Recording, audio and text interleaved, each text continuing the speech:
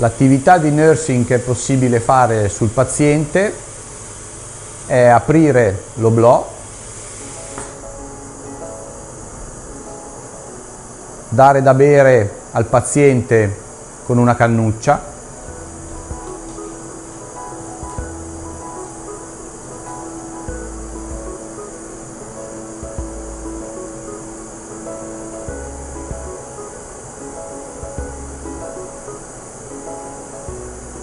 oppure detergere il volto del paziente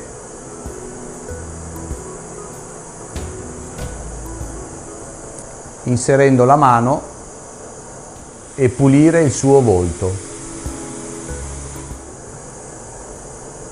Per riprendere la terapia, chiudere l'oblò.